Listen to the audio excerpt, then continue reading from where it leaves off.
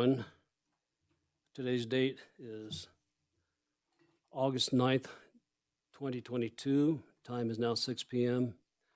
This is the time for the workshop. We'll call the meeting to order. We'll do the flag salute, and it's being led by Mike Walker. Pledge allegiance to the flag of the United States of America and to the republic for which it stands, one nation, under God, indivisible, with liberty and justice for all. Thank you very much. Tonight's workshop, let me back up a little bit. Several meetings ago, board meetings ago, we started the preliminary conversation about whether we wanted to keep the same superintendent evaluation, modify it, or move forward with developing a new annual evaluation. And tonight's workshop is just meant to be a roundtable conversation between the board members to see what the feelings, I guess for lack of a term, is which way to proceed. There's several ways, like I said, I think we could proceed, is to keep the same evaluation that we've had for several years or more. We could take that evaluation, modify it, update it for lack of a better term, or we could go ahead and develop a whole new evaluation system or process. In your board packet, there were several examples that I found that was provided to you at the last the board meeting when we first discussed this. And I apologize, I have one here from Michigan that I thought had been inputted into your package, but I guess I failed to put it in there, or else I found it after the meeting. But anyway, there's one from, several from, one from Humboldt County, one from Lyon County, and one from Churchill County, for an example for you guys to review. And then in your packet, there should be one from New Jersey and Iowa as an example. My personal feeling is I would like to move forward with maybe modifying or at least developing a less subjective and more objective evaluation process. And the ones that I found that you were provided, New Jersey, for example, it has 6, let me get my notes here, 6 standards that they use to evaluate the superintendent.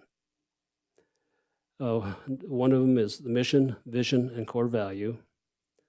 And what I liked about New Jersey and the one from Michigan is it has a clear indication of what each rating should be. That gives you language to look at to kind of judge what it should be. Examples, they give an example for what exemplary would be, what proficient would be, if there's any area of growth needed, what's unsatisfactory, and then if you did not observe the performance, it gives you a way to indicate that. But anyway, the first one that they look at is mission, vision, and core values. Second one they look at is the governance, ethical, professional norms. Next one is operations management. Next one is curriculum, instruction, assessment, and school improvement. Then number 5, community of care, equity, and family engagement. And equity, simply in their thing, is just making sure that each student is treated equally. There's no hidden meaning in there, just that each student is treated equally. And then the last is professional capacity and community of school district personnel. And if you guys had a chance to review that, what I liked about it, like I said earlier, was it gave a clear example of what each rating, what you could look at and maybe help you decide what rating you wanted to give the superintendent. And it also gives a area where you set goals for the superintendent for the year, and then those goals can be assessed at the time of the evaluation to see if they were met, not exceeded, or did not meet the goal. And I don't know if you guys all had a chance to review that. I personally looked at the others from the other counties, Humboldt County, Churchill County, Lyon County, and I would not suggest we adopt those or look at those. I think ours is, the current one we have is just as good, if not better. The one from Michigan I did like, and I apologize that it didn't get into the packet, but it's the only one that had weights assigned to the different categories.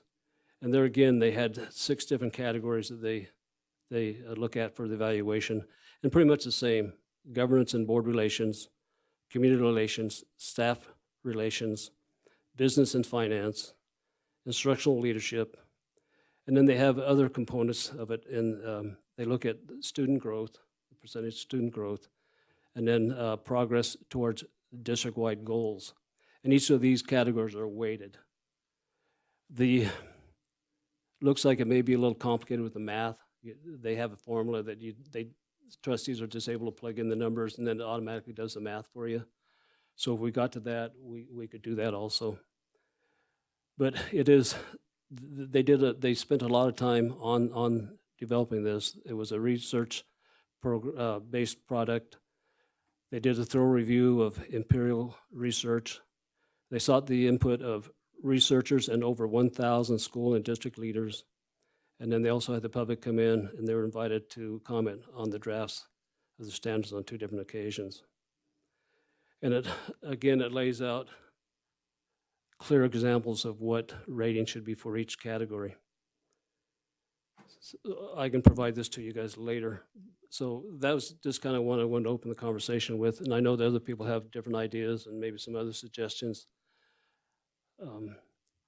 So I'll just kind of open it up. I think Joe had some information that he wanted to share. Thanks, President Varner. Yeah, I think my thought is, I think our current evaluation form has been pretty good, but what it is subjective, and it doesn't have any measurable goals to it. And we've chatted about that a few times, and I like the idea of being able to quantify things in a better format. But in general, when I looked at ours, I think we have a lot of categories that some of that can be consolidated in and amongst each other. So what I handed out, the top part of it is our current categories, and I didn't get into the details about all the bullets underneath them all yet.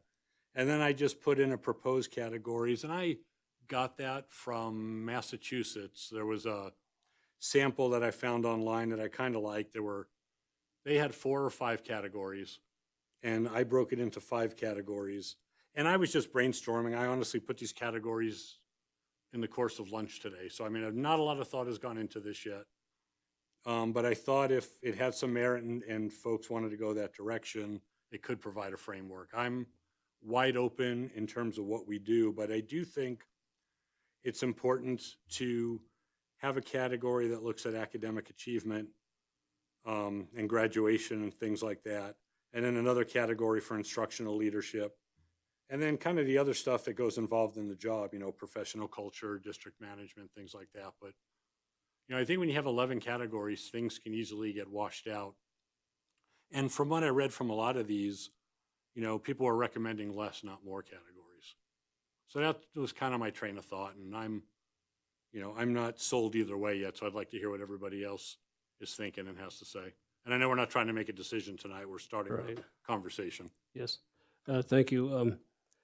If I could real quick, Iowa, I didn't really mention that for the same reason you're kind of pointing out, is they have 11 different standards they looked at versus 6 for what Michigan's doing and what New Jersey's doing. So I felt that was a little bit too much.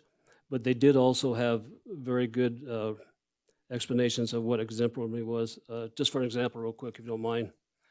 Exemplary, they put the superintendent consistently demonstrates and significantly exceeds the skills to manage the district in an ethical and professional manner that contributes to a highly effective board superintendent team, and that's on governance.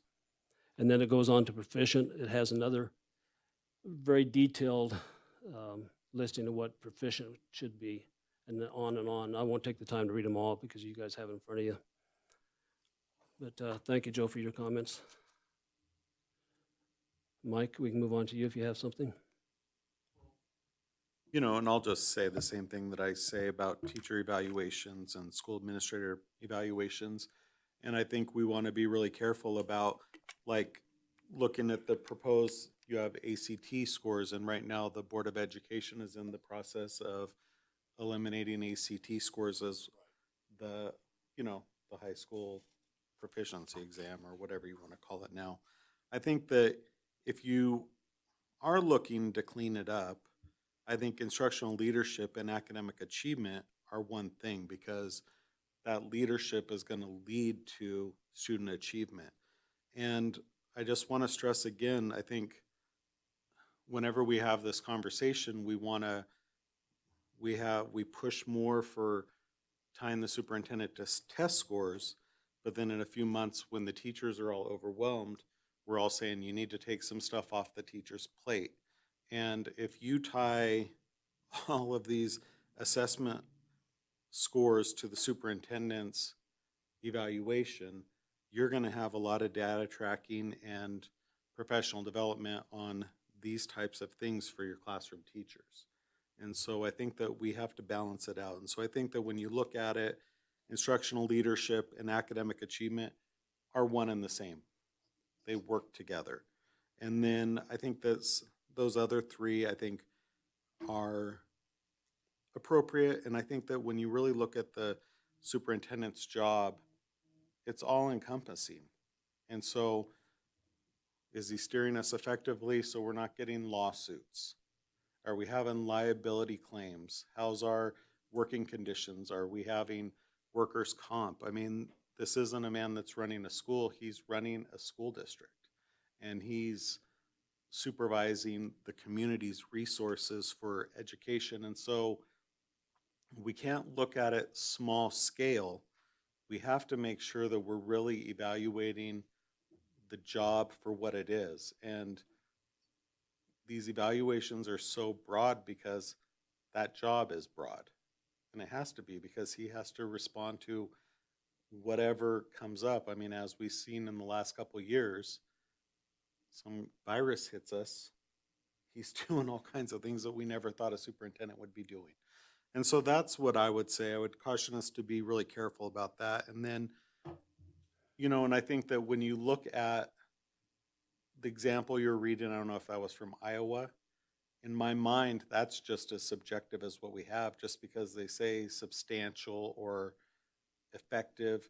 Those are, what does that mean? Because what I think is substantial could be very different than what Stacy thinks, and then Joe might have an entirely different decision. And so there's always a little bit of subjectivity when you're evaluating somebody. I think it's hard to get away from that. If that helped, those are my initial thoughts. And for the record, I'm happy with our current evaluation system. So, I mean, I haven't had a problem using that to evaluate the superintendent. Thank you, Mike. Very good comments. Stacy? Just to kind of piggyback, and I like the shorter version of everything. If you'll remember, when we got back from April, and some of you attended that class with the superintendent evaluation of Kansas, and I know we've had some public comment that got a hold of it too, but there were some measurable items in that, considering, and not based on test scores, because sometimes we don't get test scores till way after the fact, so I don't really think it's fair to do that. I've never thought it was fair that we did that to the teachers, because we just don't have the right information. That's why I liked some of the stuff that was in the Kansas City one, like the percentage of students with attendance 90 above. That's something that we could substantiate. And is that because our facilities are better and they want to go to school and they have the good teacher, and that's because of the superintendent's leadership? I think we could pull that off. Percentage of students who complete courses, activities, and experience. Yep. So in this environment, are we really wanting to tie that evaluation to attendance when we can't control if kids are excluded because of COVID infection or. Right. So, I mean, I think that attendance is a tricky one right now also. Yeah, I'm just putting out stuff that you could actually, you know, help or has that we could have at that time when we do the administrative. And I think it's part of the teachers, isn't it? The attendance, not anymore. Okay. But like the percentage of staff and teachers attendance, we could do that. That- We have idea of that. The numbers of mentors assisting, number of partner organizations offering student internships and those things. Parents surveys that you could have the phrase that children are safe and supported by the school. That gives that part of the public having, or the parents to have their say. Just a couple of those things that I know everybody's read that evaluation. I think evaluations are always going to be subjective, especially in this where we have so many categories and it's such a broad part. I think it's coming up with matching them to, one, our strategic plan, and two, what the superintendent's goals are and what this board feels is important for us to watch and push through too. So those are, but I think ours is a little long. I agree with that.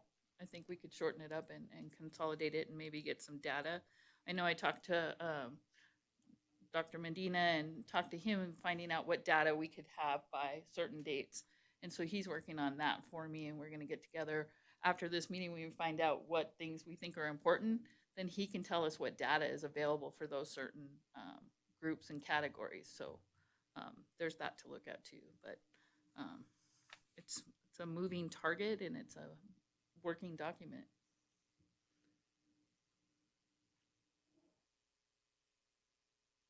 Thank you, Stacy. Don? I think I've said it before, I'm fairly happy with what we already have, but there's, those of you who are more passionate about changing it a little bit, I don't have a problem with that. As far as some tweaking, I think I like the idea of a shorter version. I think that's a good thing. And that's really all I have to say. Lupe? So I also agree with the previous comments about having fewer standards. I really liked the New Jersey model also. I went through it and I really felt that it was very self-explanatory and very helpful in terms of knowing how to assess, the evaluation. I also think that it is important to have a self-evaluation for the superintendent. That's one thing that I felt that I personally could have utilized in previous evaluations. I know at my previous employment, I had to provide a self-evaluation at the end of the year, and I think it really helps us as individuals to, to assess what we did well and what we could do to improve, in the upcoming years. So definitely, I thought that was included in the evaluation from New Jersey, and I really like that. I also thought we could combine a few of the standards, but I see what Joe has provided to us, and that is definitely a good model to utilize. Families is definitely included on the standards in the Iowa model, and I think that's one thing that we did not have in ours. So it definitely should be included. The rating scale is in rubric form with a unique definition of the category rating for each standard. I thought that was very helpful. Overall, I really liked the model from New Jersey.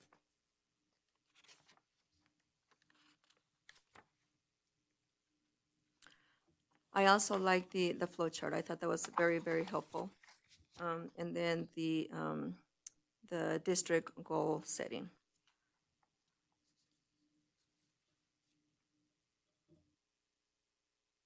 Thank you, Lupe. Laurel? So a couple things. Just to start off, I'm happy with the evaluation form that we have been using. I do think we could shorten it some if we want to. Couple things that I just want to be clear from the start is the areas that are in that form that match up with the current superintendent contract. I don't think we should change those until we either amend the contract or come up with a new contract. I think we should keep that. And I believe there's a time frame in that contract that the superintendent is to be evaluated in December. Mhm. And so I have concerns about changing it when there's only, 3.5 months left in the year. And then to have a new evaluation form when by contract we are to evaluate him in December. Couple thoughts I had looking over Iowa and New Jersey. Iowa has the standards for the superintendents that have been adopted by their state board of education. And I don't believe that Nevada have they set forth standards for superintendents? And it kind of looks like the 6 standards that New Jersey is setting forth are also a template. Perhaps that's something their state board of education has done. It could make sense to limit it to fewer areas, but I think we need to make sure we comply with the contract to do so. As far as student achievement, we do already have that in our evaluation, and perhaps I just hesitate to put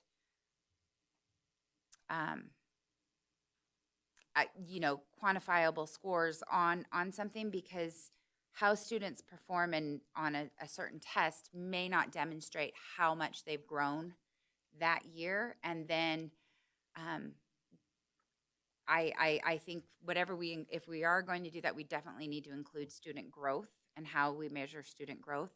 I hesitate also with the attendance, and I know that's something that we could identify, but given the circumstances with health concerns right now, and we don't want children to come to school sick, we don't want parents, or we don't want teachers to come to school sick, and then also our busing issues. If we have shortages of bus drivers and students don't have transportation, obviously we as a district want to do all that we can. We want our superintendent to do all that we can to have busing available, but some of those transportation issues may make that a little more difficult to evaluate actual performance. I did like in Lyon counties where they talked about the school buildings and said that these are safe environments and that they're up to code, which is pretty. It's an expectation you would think would apply, but at the same time you might have someone who's not as concerned with those type of things. So I think being aware of that role of the superintendent also ties in with it. So I'd like to see Michigan, because I didn't find that in the packet. So I think there's some room, but overall I'm still okay with what we're using, and I'd like to make sure that we are complying with the contract that we're currently in. Yeah, I had a chance to discuss that prior to our meeting. And you're exactly right, superintendent, according to contract, is to be evaluated prior to December 31st. And in reality, I don't know, in my way of thinking, I don't know if it'd be fair to try to change it right now and evaluate him on something that is not currently here. Now, if he would agree, then I think it could happen. If we went to him with a new evaluation, if he had agreed to it, then maybe. Go ahead, Joe. Yeah, my thought would not be to change this before December. I agree with Laurel. We have a contract in place, and, we have to adhere to that. And I wouldn't really be comfortable asking him to change it. I mean, that's the contract he signed. I would want to honor that. This for me would be going forward. And just to clarify a little bit, I kind of put some of this down as placeholders. So I'm aware that they're looking at getting rid of the ACT, and I'm not necessarily tied to each individual test and looking how students are doing, but I think we have to have a more measurable way to assess how students are doing, because we're a district and we're in charge of educating students. And instructional leadership and all that curriculum and all that, these are all procedures that go into place to educate the students. And just because you have them in place doesn't necessarily mean you're hitting the marks. So we have to decide what marks we're trying to hit. And so I'm very flexible on how we do it. I just think there has to be a measurable academic achievement component in there so that we know if we're hitting the mark. Because otherwise, I see it at work. We have a lot of procedures, and procedures are put in place to achieve results. But sometimes those procedures don't achieve results. They just grow legs and take on a life of their own, and they don't get you where you're trying to go. And so I think looking at the two, whether we combine the categories or keep them separate, I just want to make sure we have a placeholder for achievement. So in the end, yes, we're graduating students, and yes, they're achieving at some level that we as a board and the superintendent decide is a realistic way to measure it. On the attendance, I've thought about attendance before. It's measurable, but what I find happens, I remember when my kids were little, I'd go to assemblies and kids would get awards for perfect attendance, and I'd see a bunch of kids rubbing their noses and sniffling. And especially in this climate, I don't know that you want to reward perfect attendance. You want to award good attendance, certainly, because it's important. So all this stuff is hard. It's all important. It all plays a part with each other. And as far as the data collection, Mike's right. I mean, we got to be careful how we do this because it can generate a lot of data collection. And in my opinion, we're drowning in data collection. We got plenty of data. You know, we have to keep and figure out what data is most important. But when we're looking at test scores and stuff, I don't mean, you know, hey, little Johnny's getting a 90% in social studies, but maybe how are we doing as a district in relation to the other districts in the state versus the other states in the nation? When I look at ACT, I spent a lot of time going back to 2012 and looking at ACT and when did we go to requiring juniors to do it, what other states are doing that. And that was a noticeable change. You know, we had average scores of like 21 on the ACT, and then when we switched to lowering when the kids take that test, it dropped 4 points. And when you looked at other states who did that, theirs dropped as well. But we're still kind of at the bottom of that pile. And so my overall goal is, I'm not expecting overnight to win the race, but how do we start taking chunks out of that and getting where we want to be, wherever it is. But I think we have to measure it. We all have to be accountable to some degree. I just don't want to pretend I know how to get there, but I think we have to decide how we're going to get there. I think Mr. Russell wants to say something. Just if it helps your conversation at all, when we talk about the contract, something that is important in the contract is that it was for 1 year only, which is why I think a December 31st evaluation date made sense, because 6 months after that, you're going to have to make a decision on whether or not to extend it. And what the provision of the contract provides is that it can be extended on the current terms, which do include everything that's in the current evaluation, or is otherwise modified and agreed by the parties. So if you guys are coming up with a way to change this as you renew the contract, and if you renew the contract, it's a good opportunity to do it then. And having a midterm evaluation is a good way to inform your decision 6 months later. Thank you.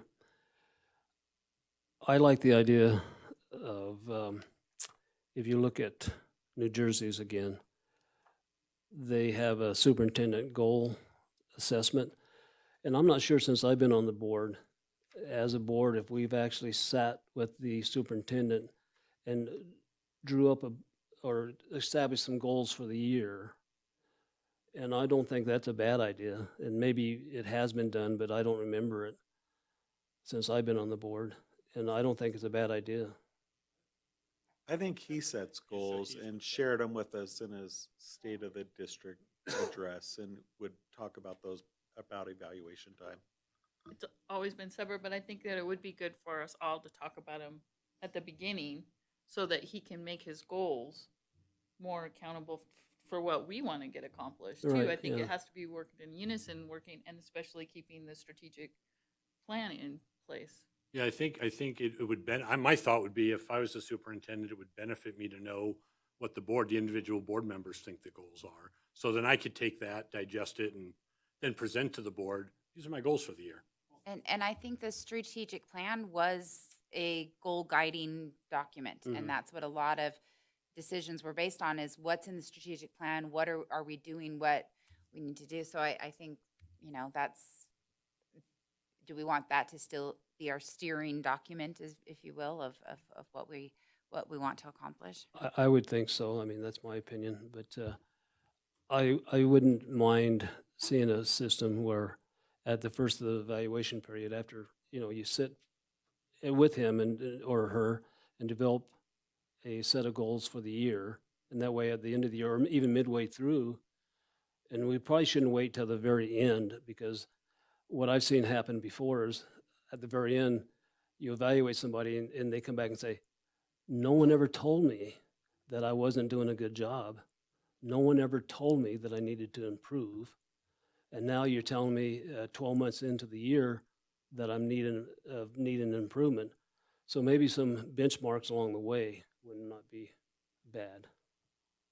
Well, and I'll just say, I think that when the superintendent presents those goals, that's our time to give that feedback. And I mean, Joe and I have this conversation every year.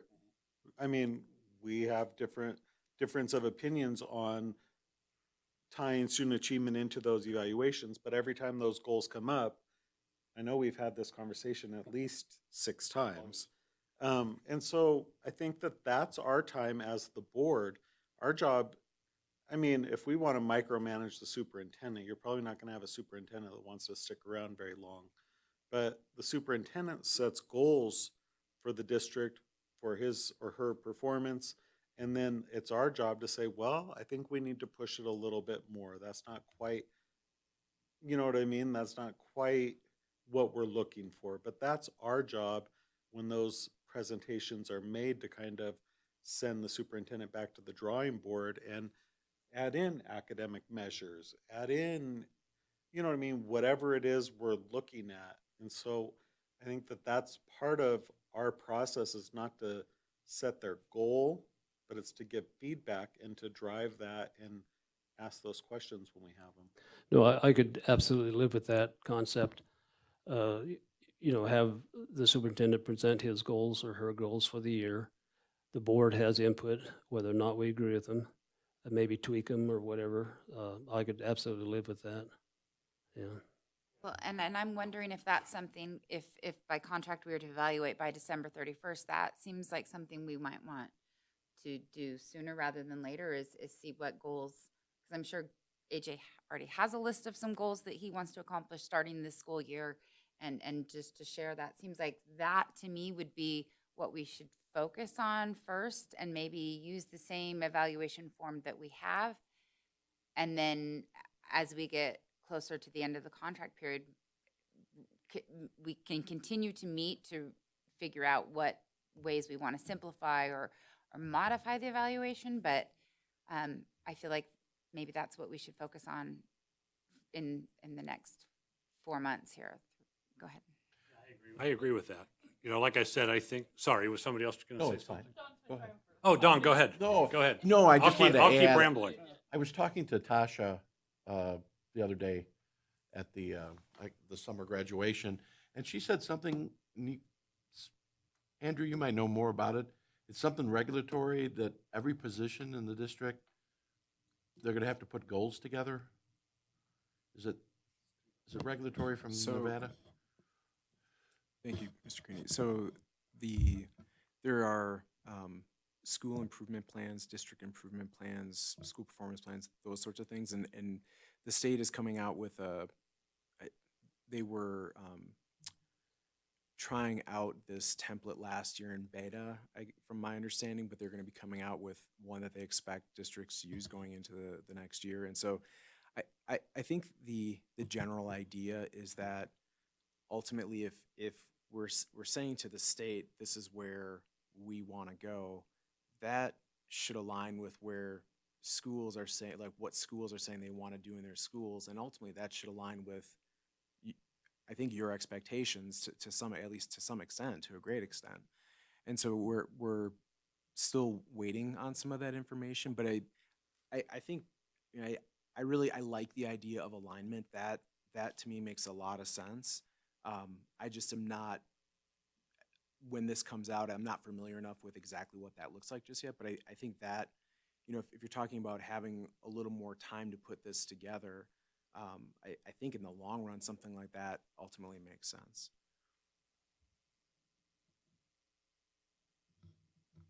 Joe? Mike? AJ, are you talking about the new school improvement plan? Is that what you're talking about, the new template? Yeah.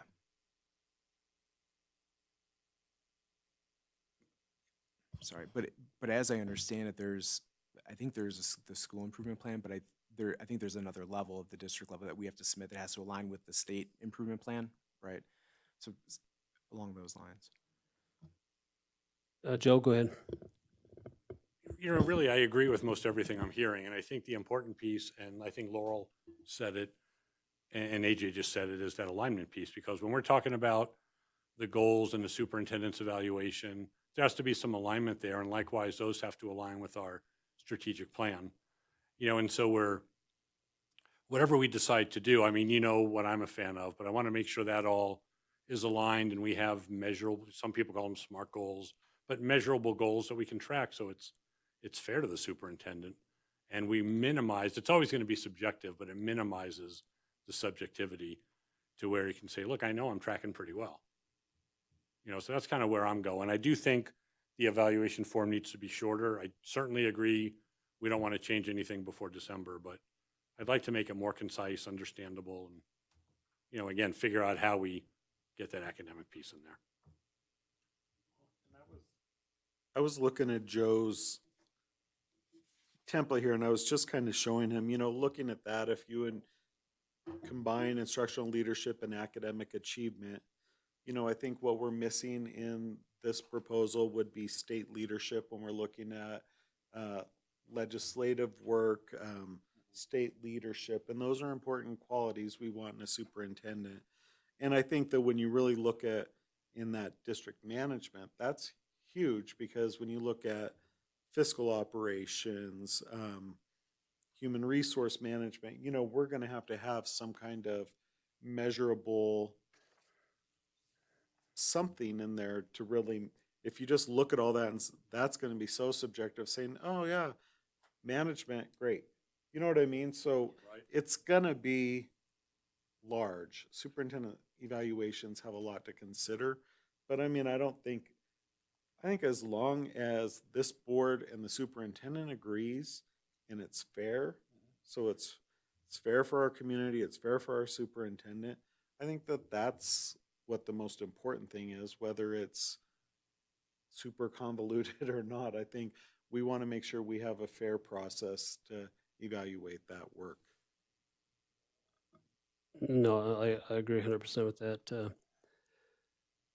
What I'm kind of hearing some of the things, I've kind of taken a few notes, is maybe a shortened version of what we even have currently. Some measurable goals. Maybe look at the New Jersey model, and maybe we can get some information out of that.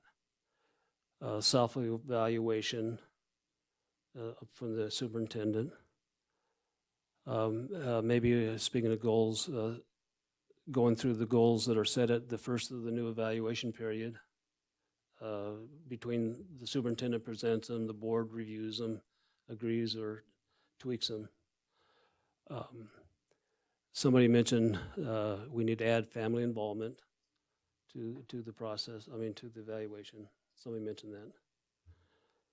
Attendance should not be included as a part of the evaluation.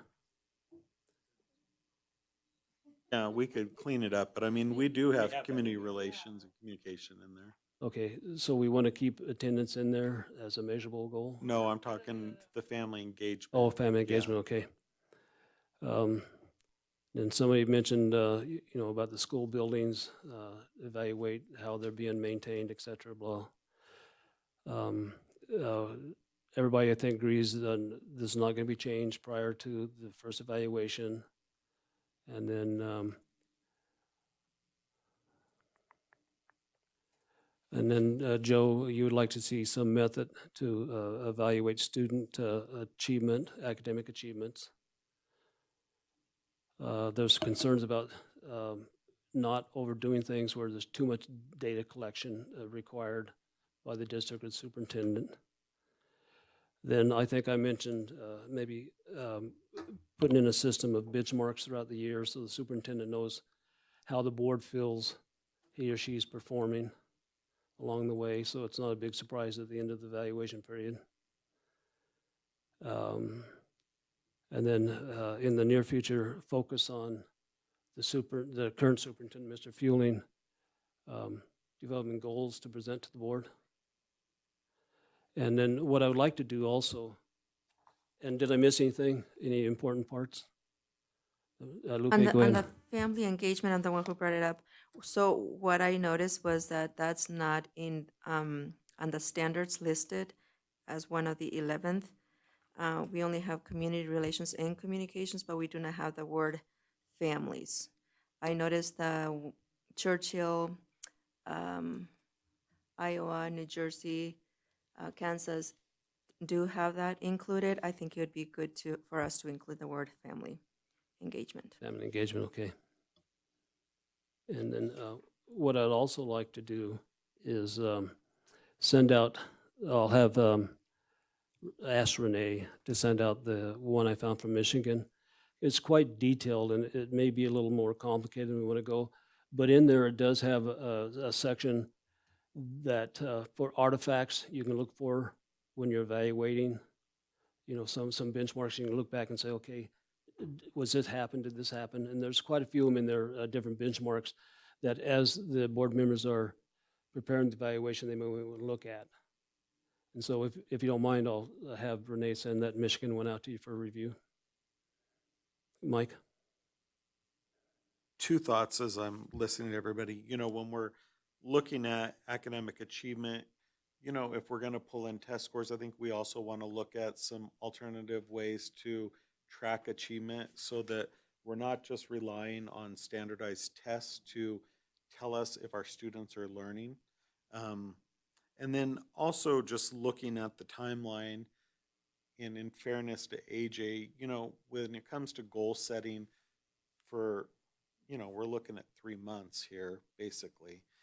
And I think that probably at this point, the goals should be focused on, in this point right now until December, probably district management and professional culture, which is setting that foundation for an effective tenure as a superintendent, because he's not going to have tons of time to make huge growth in these other areas. And so I'd hate to see him kind of spinning his wheels when really we want a strong foundation in this district that we can just drive forward from. Well, maybe I agree. So maybe at the next start of the next evaluation period is when we look at the goals situation. Part of the goals, I mean, really for his whole first year, not just December, is developing goals. I mean, you know, you know, he's been in a district, but he's in a new role, so he's looking at things through a different lens. So it takes time to gear up.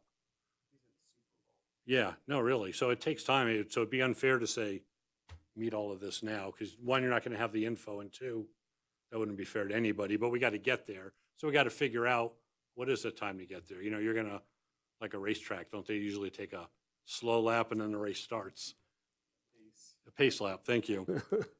So I guess one of my questions is, because we're going to keep talking and, you know, spinning a little bit, is we might want to figure out if we're going to revise the evaluation, when we want to have it revised by, so that it's ready for us to use. You know, we're not going to use it in December. That's how it should be, but do we want to have it ready before the 2023 so that it's ready to go? Yeah. We're ready to use it.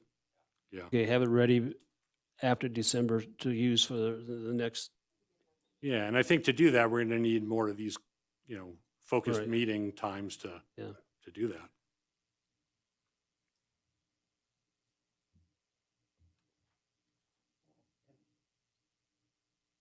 And just a thought, You know, I'm not sure that this is gonna be the most conducive way to revise an evaluation. In the past, when this was last revised, Stacy and I met with Mike and Rich and kind of hammered out some solutions, and then it came to the board for feedback, and then it was ultimately approved. And so it might be better to kind of get some ideas that way, because this, we're just gonna keep spinning our wheels and Yeah. not get anything done, and you need, people are gonna get in and get it done.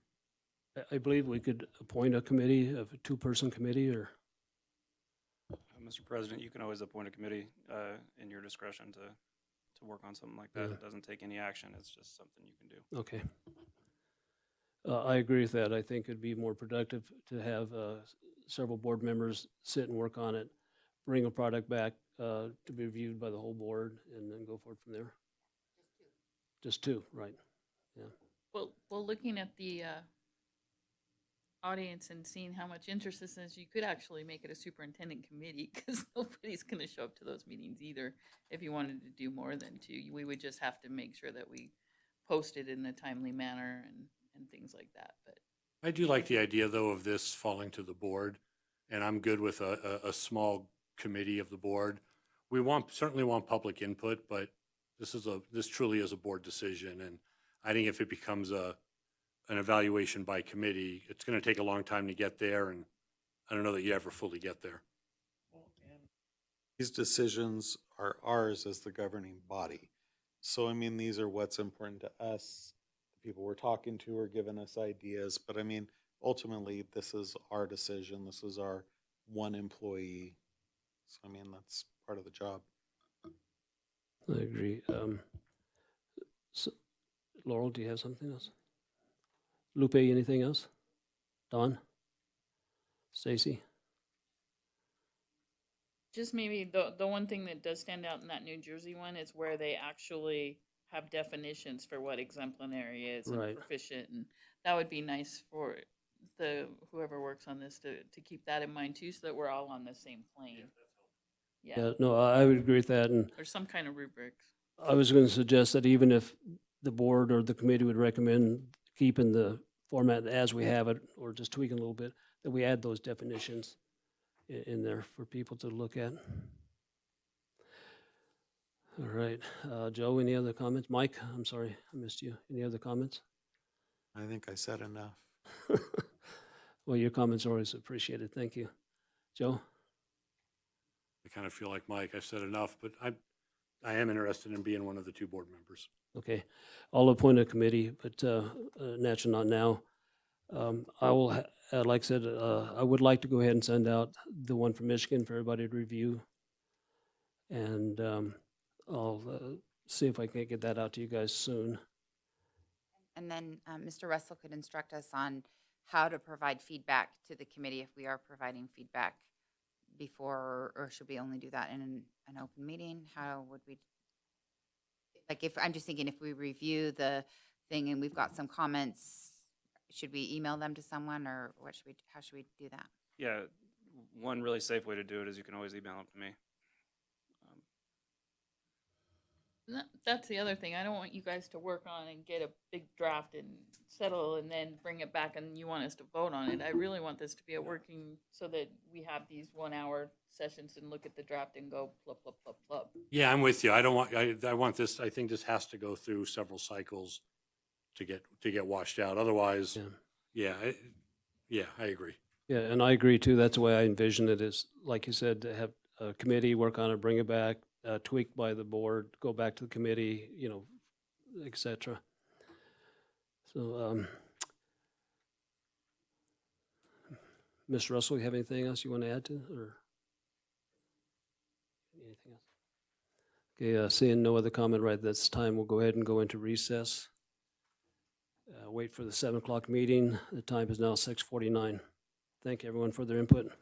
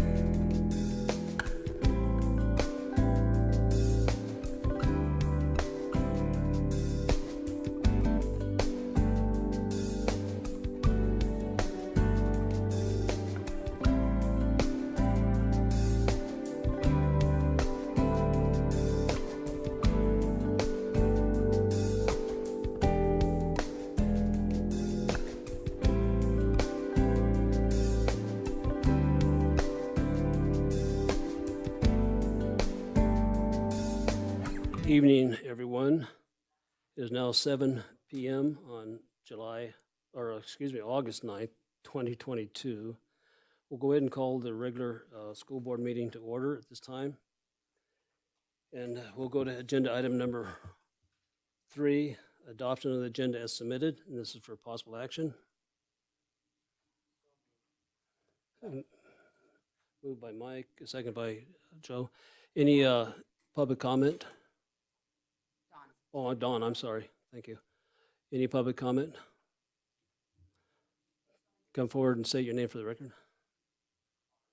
on the agenda. Oh, on the agenda. Only, on the agenda only. Thank you. I'm here looking to hear that you found all sorts of solutions for teacher retention. And I believe that was, I'm sorry, that's not on the item on the agenda only. We're just asking for comment on any comments about the adoption of the agenda. You're more than welcome to come back and during public comment. Thank you very much. I'm sorry. I thought that was, We'll give you an opportunity to speak. All right, thank you. Seeing no public comment, we'll go ahead and call for the vote. All in favor say aye. Aye. All opposed say nay. Motion carries. Item number. And before we continue on, we'd like to have a moment of silence. Recently, Mr. John March passed away over the weekend, and he was the head freshman football coach. So if we could have a moment of silence for him, I'd greatly appreciate it. Thank you.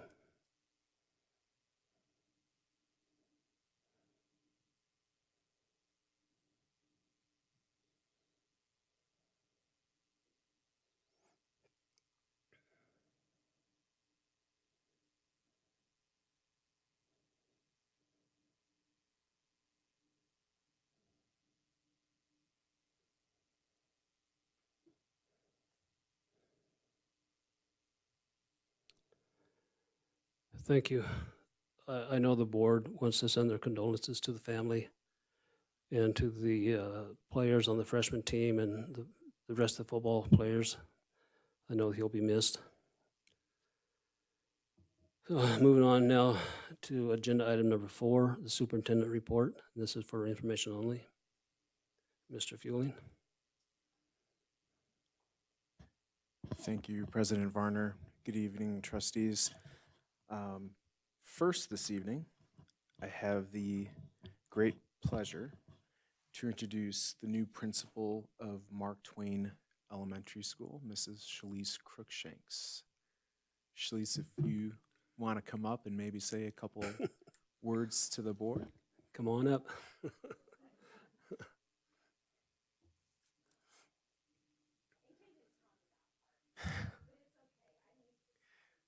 Then you haven't been watching the school board meetings because we make you all do it. No, okay, guilty, Stacy. Thank you so much. My name is Shalise Crookshanks. I've been privileged to work here in this district for, I think, 11 years now. Spent my time as a teacher and such at Carson Middle School. And I'm just really excited about the opportunity to be with the staff and students at Mark Twain. Everybody I have met has just been delightful. I've been having some entrance interviews and just getting to know people and know, what things that we're doing really well around there, and what we might want to focus our attention on. And it's just been really positive. So kinder orientation is coming and staff is coming tomorrow, and I'm just delighted to have the opportunity to serve the district. So thank you. Thank you very much and congratulations. And Thank you. I know you're doing a fine job. You'll do a really good job. I appreciate that support. Any comments or from the board? No? Oh, I'll just say congratulations, and you've been in the district long enough to know it's not an easy job. So I think having the right side administrators, and I think you'll be one of those, is really important. So I wish you well, and Thank you. And I look forward to a good school year. Me too. Me too. I'm really excited about it. And I think you'll enjoy the elementary kids a little more than the middle school. I loved my middle schoolers, but as I step away, I think it's good for it to have a change. All right. Well, And, I'm sorry. go ahead. Mike.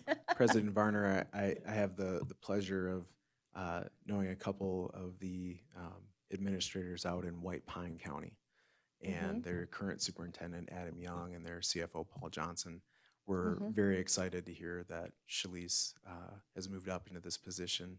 And they verbatim, the superintendent, Adam Young, said, one of the best teachers I have ever seen. Oh, thank you so much. they're very excited for you. So Thank you. Yeah. That's great. All right. Thank you again. Thank you and congratulations once more. Okay. sorry, continuing. I forgot I had more. So we have school starting soon, if you weren't aware. It has been incredibly exciting. Yeah, right. It has been very exciting the past days, welcoming new staff to the district, and just seeing a lot of the preparations and just the great work that has gone on welcoming all of our new folks into the district and just getting things ready because we have students coming. I at some of the new hire events, I mentioned Mrs. Fuson and I had the opportunity to go to the Boys and Girls Club to meet with their new executive director, Brett Zanino, who are excited to have as a partner. And it was just a lot of fun walking into that building and well, really the doors kind of coming out at us and the noises and the kids running around like crazy. And so just kind of having that energy again was really nice. So a couple big updates. And first, we'll talk about vaccinations. So we have been notified, well, I'll just read. This is a statement that we will soon be putting out, but all current 12th grade students attending Nevada public, private, or charter schools for the 2022-2023 school year must have a second dose of the MCV4 meningococcal vaccine, and all 7th graders must have their first dose of the MCV4 and Tdap prior to the start of the school year on Monday, August 15th, 2022. We have learned that there is a regional shortage for both of those vaccines. Nevada Health Centers does still have some doses available, and they're working diligently to immunize as many as they can, as many students as they can, but we have also been made aware that other local pharmacies such as Save Mart, Walgreens, CVS may have additional supplies and do. So if you have not already done so, please make an appointment. If your student is not immunized prior to the first day of school, they will be considered conditionally enrolled and will be notified by phone or mail when those supplies become available. An even more significant development that has happened due to the lack of bus drivers. We've had meetings over the last several days and have recognized that we will not be able to, under the current conditions and current walk zones, we would not be able to provide full transportation service in terms of what we have previously. So due to increasing bus driver shortages, the district is modifying the walk zones for all high school and middle school students from 2 miles to 2.5 miles for the 2022-2023 school year. Additionally, some bus routes have been consolidated for elementary, middle, and high school routes. If your students have previously ridden the bus, there is a link. We have sent out a message in Parent Square. It will also be on our website and available on social media. And clicking on that link will take you to the revised bus route pickup locations around the district. On that map, you should be able to locate the bus stops closest to your home based on your child's designated school. Where possible, parents and families are encouraged to transport their students to and from school. Your continued patience and understanding is appreciated as we implement these changes. In the message, we also noted that if anyone is interested in becoming a bus driver, we would certainly welcome them to contact Human Resources, and there is a $2,000 bonus for new bus drivers. Back to school events, Carson Middle One, School. sorry. Sorry. Can I ask a question before you get off that topic? If for some reason we get some bus drivers hired, do we have the ability to change the walk zones back to what they were? Or would this just occur throughout the year? So we were just talking about that today. The concern, we certainly could, if we did hire more bus drivers, the potential is there. I think the concern that we would have to talk through is the confusion it may cause for parents if we would go back to the original bus stops. I don't believe it would happen anytime soon. I was talking this morning with our transportation director and said that, you know, if someone wanted to become a bus driver at this point and walked in but had no experience, no CDL, how long does that take? And apparently getting appointments at the DMV and getting that whole sort of thing scheduled and the training that needs to go into it it's just not something that happens very quickly. So if by chance it happened, we would definitely have that conversation about what to do. I would think it more likely would be a change at semester rather than during the school year if it were to happen. But at this point, at the expectation, this would be for the whole school year.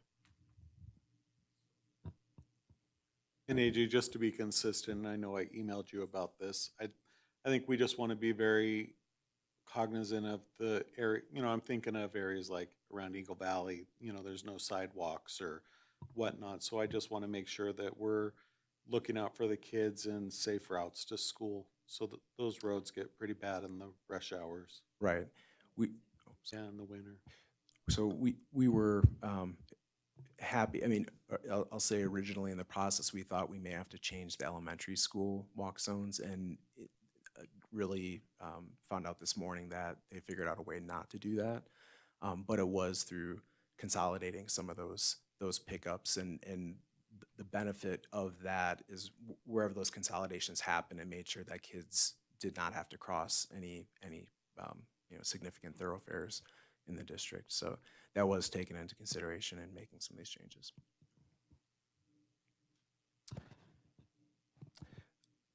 Back to school events then, Carson Middle School will have their back to school sneak preview. August 10th, they'll have the 6th grade students there. And then August 11th, 7th and 8th grade students. Eagle Valley Middle School, their well-regarded boot camp they have each year. That will be on August 11th for 6th, 7th, and 8th grade students, all staggered throughout the day. 6th graders at 3 p.m., 7th and 8th graders 4:30 to 6 p.m. Elementary school events, many happening on Friday, August 12th. Seeliger Kindergarten has their meet and greet at 2 p.m. Empire has their meet and greet at 3 p.m. Mark Twain at 3:30. Bordewick Bray at 4:30. Fremont at 4:30. Fritch at 4:30. So I'm going to do my best to try to hit all of those. I just don't know how long I'll be able to stay at each. So we already said school does start on the 15th for all K-12 students. Just noting that for pre-K students, that it does start the week after on Monday, August 22nd. And today we'll be reading through second reading on policy, but we had a presentation on the Raptor Volunteer Management System that as of today has gone live. So parents wishing to, or community members, parents, whomever wishing to volunteer, they can go online through the quick links menu tab, and that will take them, or will get them to an option to go through the volunteer application process. One thing we have worked out for this year is using grant funds. We are paying for all the volunteer costs for this year. And so kind of in the greater hope of getting volunteers back in the schools and being part of that school community and supporting our kids, we're hoping that is something, normally it's a $25 cost. So we're hoping that will help families who want to get in there and be a part of the great things happening. So that was a lot. I do apologize, but that is everything for that I have. Sorry, AJ, what was the $25 cost for?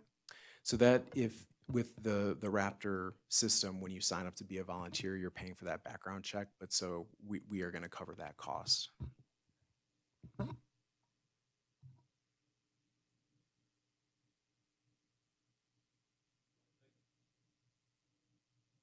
Thank you, Mr. Fueling. We'll go ahead and move on to agenda item number 5, board reports and board member comments.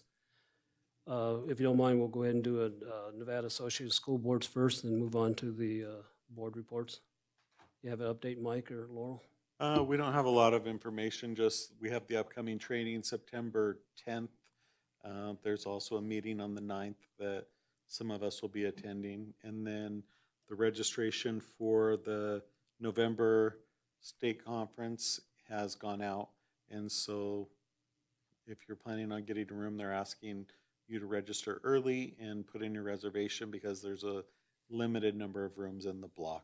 And other than that, I don't have anything else from NASB. Thank you very much. Laurel, you don't have anything either? Okay. Joe, we'll go ahead and move on with board reports. I don't have a board report. Usually I wait till the semester starts, but I'll just remind everybody now, for those families with seniors and sometimes juniors, if you're interested in college, that the guidance office has the scoop, which lists scholarships that are available to students. And I don't know when that starts coming out, but it's never too early to start looking at that, because I think if I remember, some scholarships actually start showing up like around September. And certainly there's some due in October, and college isn't getting any cheaper. So if you have an interest and you'd like to offset some of that cost, there's opportunities for our students. And I would encourage families to use that as a resource. Thank you, Joe. Mike? You know, I'll just say, welcome back to school to everybody. This is an exciting time of the year, and kids are excited to meet their students, and the teachers are excited to meet the kids. So it's an exciting time in our schools, and I hope this is a nice start to the year, uneventful, boring start to a school year. And then also, welcome to Shalice, and as your representative for Mark Twain, send me anything you want me to report for the board. You're welcome. Thank you, Mike. Stacy? We had a Park and Rec open space meeting before our last meeting that we didn't talk about. Only got through one agenda meeting item. It was about the dogs leashing and unleashing and what dogs you can take to parks. So that we have another meeting on August 16th here in this room at 5:30 about 2 other agenda items that you can look up at carson.org. And I just want to thank the custodial staff at every school, because they're there all through the summer getting the buildings ready, and we really do appreciate it. And especially Eagle Valley with the construction going on, that was a big ask. So we do appreciate everything they do during the summers while everybody else is off.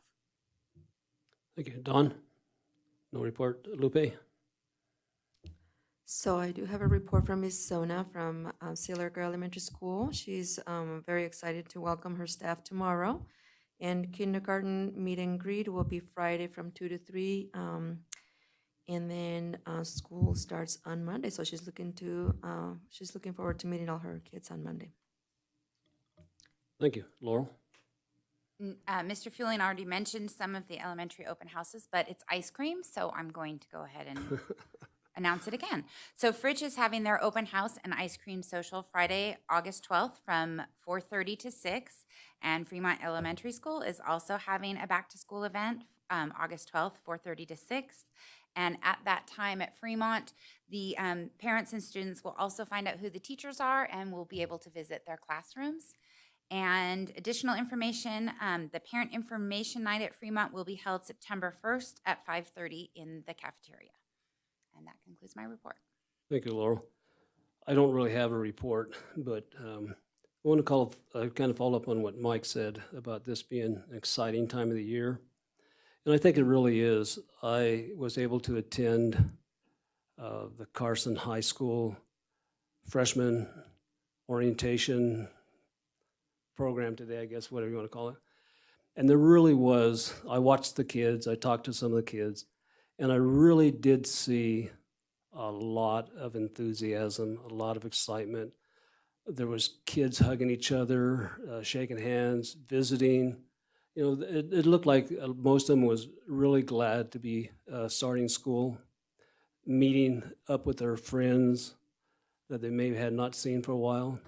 So I think it is an exciting time. And I talked to some of the kids, and it was a kind of a in between of being nervous and being excited.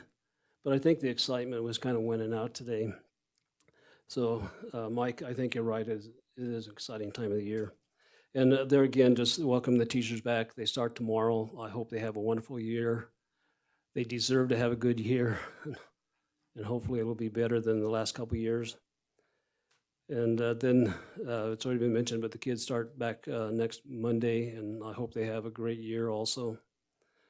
And I was able to attend the Eagle Valley ribbon cutting ceremony, along with some other board members. Very nice ceremony. Very, very nice addition. I think the students and staff are really going to enjoy attending that school, and I think it's going to really help the educational environment. So I just wanted to thank everybody who was involved in that process, AJ, Core Construction, and everybody else, Mark, and everybody else who was involved in that project. And actually, the trustees for supporting the project. And I see Joe wants to say something. Go ahead. I just forgot to mention, a couple of us attended the new hire orientation, and that was great. I mean, talk about energy in the room. I'll keep it short, but I think there were 64 new hires that crossed over like that for that event. And, you know, they're all excited to be there. I thought the event went really well. All the presenters, Mrs. Fuson, Mary Prey, everybody did a great job. And so what a great way for these new hires to come to our district and be welcomed. And I wish everybody the best of luck, and hopefully it'll be a great school year. Thank you for the updates. We'll go ahead and move on to agenda item number 6, association reports. Do we have any association reports tonight? Seeing none, we'll go ahead and move on to public comment. And comments will be accepted in person or through virtual participation via email at publiccomment@carson.k12.nv.us no later than 12:30 p.m. the day of the meeting. Email for public comment must include the submitting party's full name. Email for public comments will be posted as a supplemental document, and copies will be provided to the board members. The names of those who have provided virtual comment will be read during public comment, and the emails will be included in the record, but the virtual public comment will not be read during the meeting. Comments may be made by members of the public on any matter within the authority of this board. Please note that public comment will be taken on items marked for possible action before action is taken on such items, and members of the public are encouraged to comment on such items at the time they are being considered. Although members of the board may respond to questions and discuss issues raised during public comment, no action may be taken on such a matter until the matter is placed on an agenda for action at a meeting of the board. In making public comment, speakers are asked to come to the table or podium, sign in, speak into the microphone, and identify themselves for the records.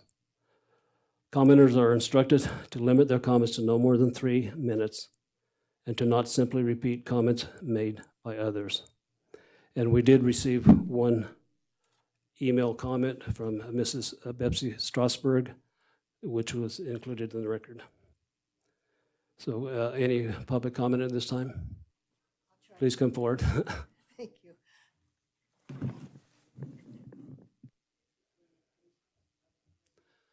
Is your mic on? Guess I turned it off after having it on. Thank you. I'm sorry.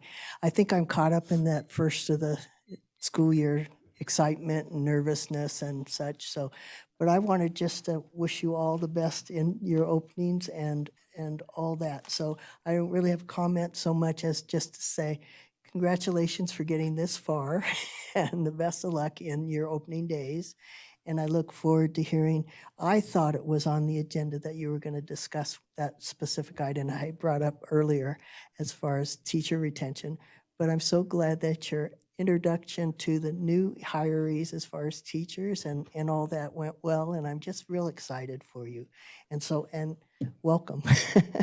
Thank you very much. Just for the record, would you just go ahead and state your name? I'm sorry. Again, the excitement. Denny French, Carson City, Nevada, and I will sign in. Thank you. Thank you very much. Any other public comment at this time? Seeing none, we'll go ahead and close public comment and move on to agenda item number 8.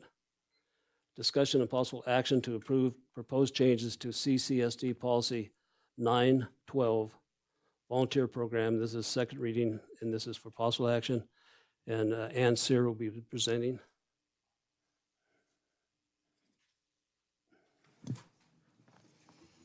Good evening, President Varner and trustees, members of the community. We had a presentation on this policy and regulation 2 weeks ago. Very briefly this evening, just bringing back to you the policy with the minor changes that you had suggested in the wording. So the Carson City School District Board of Trustees recognizes the community and parent guardian volunteers make valuable contributions to the district schools and encourages volunteer participation in district programs. And the remainder of the policy reads as it was written in 2 weeks ago. As Mr. Fueling indicated in his report, the volunteer application went live today on the district's website. So we're very excited to offer that to our volunteers and encourage them to apply online and bring them into the schools because it takes a village. Do you have any questions for me? Any questions or comments from the board? Mike? I'm prepared to make a motion. Okay, go ahead. So I move that the Carson City School District Board of Trustees approve August 9th, 2022 as the revised date on policy 912 volunteer program. Second by Joe. Any public comment on the motion to approve? Seeing none, I'll go ahead and call for a vote. All in favor say aye. Aye. All opposed say nay. Seeing none, motion carries. Thank you. Thank you for your support.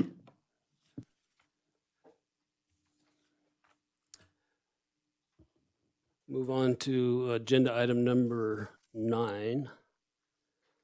The informational update on staffing for the Carson City School District, and this is for discussion only. And Mr. Dan Sadler will be presenting. Or Associate Superintendent Dan Sadler.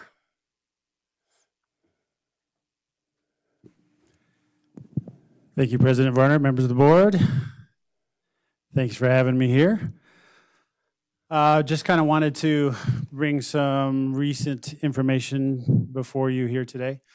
You may remember, I guess it was 2 weeks ago that I did a presentation just kind of on what we had been doing over the summer and kind of what we were seeing with our positions, our openings and whatnot. So I just wanted to give you an update on that information. I will say that we're moving things the right direction, and I certainly have to thank our human resources team. Ariel, Jose, Kirsten have been amazing. It's been kind of double duty here getting folks through the hiring process, and they've been doing an outstanding job. Also, I'd like to thank Mary Prey and her team and all the support for all of our new certified staff, and we're going to be welcoming our new classified staff tomorrow at the district office. So we're excited to have them joining us as well. Just wanted to give a kind of a preface statement that this information is changing throughout the day, every day. And one of the slides I'll share with you kind of shows a graphic for the data and kind of what that represents. But it seems every time I was putting this presentation together, I had to go back and change numbers. So I think my most recent data was of this afternoon, but there may be a few changes. This is just a snapshot of our website. And it can be confusing when you look at the vacancies as far as just a raw number. And I hope to explain a little bit about that tonight. So just an update. the positions that we have filled since July, well, actually, this goes back to March. So the numbers like certified staff equals 63. That's what I had presented last time. So since July 12th, I guess that's when I presented to you last. We've added an additional 9 certified staff, 14 classified, 1 administrator, 1 executive. We didn't have any movement for classified critical labor shortage. And then we added 2 certified critical labor shortage employees. And to kind of break down those numbers, again, this goes back to March, and that's really typically our hiring season when we start, when we know we have vacancies. So to just kind of break that down a little bit more for you, you can see by sites here kind of where those positions have gone. So Carson Middle School had 3 new administrators. We've had 11 certified at Carson Middle and 3 classified. And you can kind of see throughout the district at our school sites where these positions have been placed.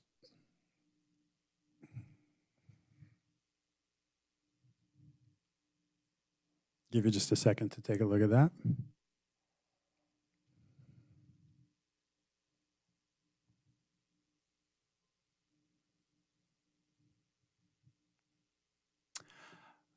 Positions that we still need to fill, obviously we're keenly aware of that. So again, if you go to the website as of this afternoon, you would see 17 certified staff and 9 certified special education staff.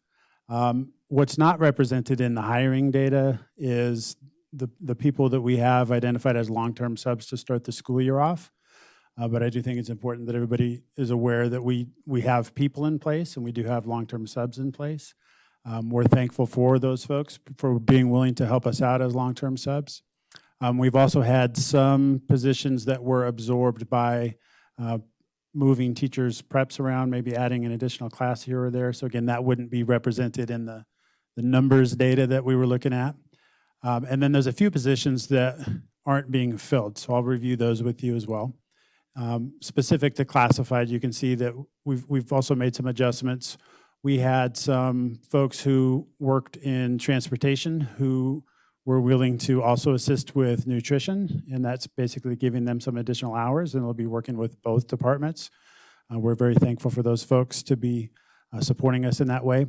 And then we also moved, believe 2 positions, 2 folks from 3.5 to 4 hour benefited positions in nutrition services. As Mr. Fueling discussed, we're still struggling with bus drivers. That's definitely a critical need for us. But hats off to our transportation department for finding some solutions to make that work for right now. But that'll be definitely part of our ongoing conversation. Mr. Sadler? Yes, sir. How many bus drivers are we short? I'll get to that slide. Oh, okay. I can jump into it right now if you want. No. Yeah. I just, short-term memory, I'll forget to ask. Yeah, no. Well, and it's kind of a loaded question because, you know, there's how many are we short and then how many would we really like to have, right? So we'll look at both. Any questions on this so far? So again, specific to these certified positions being represented as far as vacancies that we have, you can see anything that's listed in green with an LTS that represents long-term sub. So I'll look at Eagle Valley as an example, 6th through 8th grade math teacher. We have filled with a long-term sub, science teacher, long-term sub. There's an interventionist position at Eagle Valley that we're not filling. That's an ESSER-funded position. So that one is still posted, but it's not a position that we're going to be filling at this time. We don't want to pull additional folks out of a classroom, perhaps. You can see we still have a vacant social worker there at Eagle Valley. The comprehensive life skills, special education, classroom teacher, LD, special education, classroom teacher, and a 6th through 8th grade ELA position. So that is a good example of those are some big holes, but I will tell you that all of our principals have been working with their staffs to create solutions that they can work with as a team. So again, thankful that we're able to have the long-term subs in place to help us, and our teams are really working together to be creative problem solvers here. Questions on these positions? Yes, sir. And I'll just say, you know, and specifically thank you to the teachers and staff who are stepping up, because that's taken away from their prep time, and it's gonna prolong their days also. So it's a sacrifice. So we is. appreciate that. Absolutely. So just for public information, and long-term sub, what are their qualifications? Because I get that asked all the time. So long-term subs, in years past, we had somebody who was identified and employed as a substitute teacher in our district. And if they had worked 20 days in a certain position, then they could qualify to be a long-term sub. We're in a position now where we have so many vacancies and a need to put people in that we re-identified long-term subs. If they're assuming those duties of a classroom teacher, which would be the planning, communication, grading, talking with parents, that we need to make sure that we're compensating them as long-term subs from that first day of assuming those duties, as opposed to waiting 20 days. As far as state qualifications go, to be a licensed substitute teacher, you need to have a certain amount of credits, and I don't remember that off the top of my head. Somebody in the room might know and shout it out. I think It was 60. That, yeah. Well, and then there's also an emergency sub credential, which was lowered in this last year to just require a high school diploma. And then the state has some restrictions on how those folks can be utilized unless it's in an emergency when we don't have somebody there. So we're definitely trying to identify folks that can help us out, including our own current staff. And so far, we're covering the bases. It's not ideal. As you can look at districts around us, I don't feel good about saying, yeah, we got it covered, because we're stretched very thin. But it could be a lot worse. Things are moving the right direction, so we need to continue to see that. Yes. Looking at this, and I know it's a hard to fill position, but I worry about our special ed parapros, that we need to fill those positions. And so hopefully that's something that we're continuing to advertise our signing bonus and advertise and we've already addressed that as a critical need.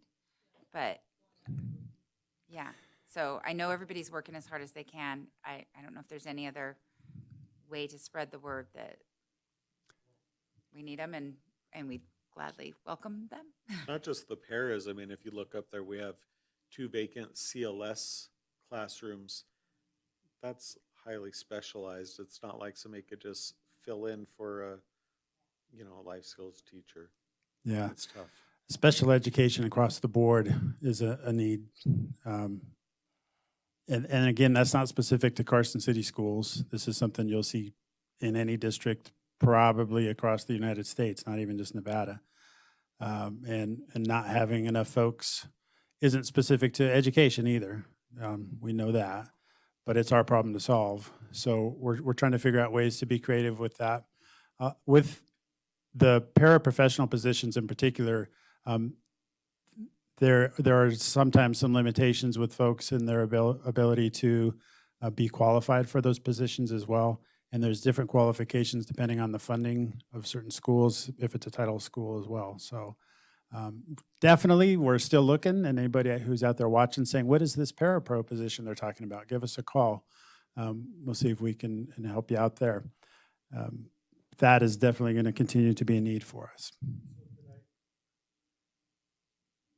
Not to put you on the hot spot, but Jennifer, Joe and I were just noticing 6 sped paras vacant at your site. Is that all of your paras, or do you have people to fill in for those positions?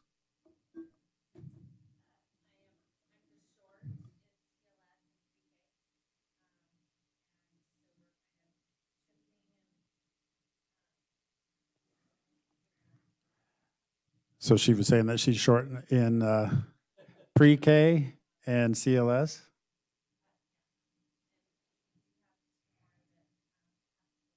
And 2 more that haven't posted. Yeah, there's actually 8 vacant positions at Fremont.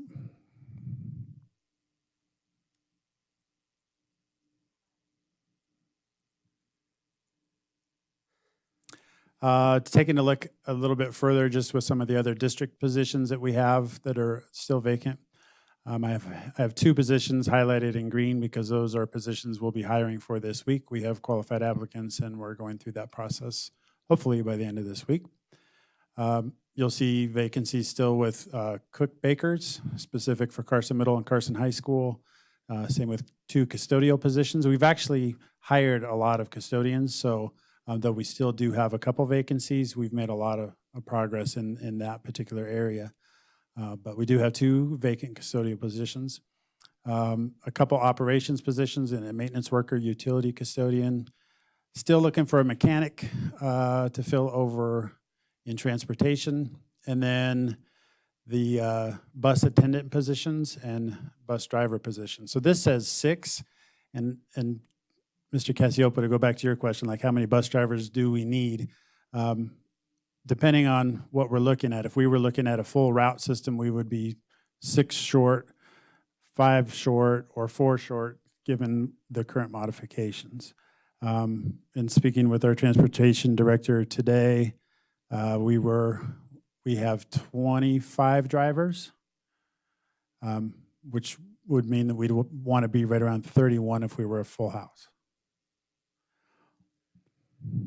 Why haven't we had more of the golden parachute people there and the pairs? I mean, I noticed we got 2 of the classifieds, and then like on the resignation one, it's almost 70% is transportation for this week. Can you ask the first part of your question again, the golden parachute? Yeah, well, the retirees, Mhm. how come we haven't been able to maybe entice them to come back? That's a great question. I hope they're watching. Yeah, I've thought a lot about what we could be doing, and like when we did the job fair, it was like, well, let's don't just sit on our hands. Let's do something. And let's be active in this process, and that's something that we're going to continue to build on and being much more strategic. Right now, it's been kind of these positions are open. Who is interested? Who can we reach out to? I've not physically called people I know that have retired, but we have gotten some back in on their own. I think that'll be kind of a next step is to reach out to folks who we know might still be here that haven't indicated that they were interested to see if we might be able to drum up some business. And I'm sure Sherry has. I mean, Cherie may Cherie have, has. yes. I personally have not. Mr. Settle, you mentioned the job fair, and maybe I missed it, but how many positions were filled as a result of that job fair? Do you have that? So we're still working through a lot of hiring from that. Let me jump ahead here. I'm sorry, you don't need to jump ahead. No, it's okay.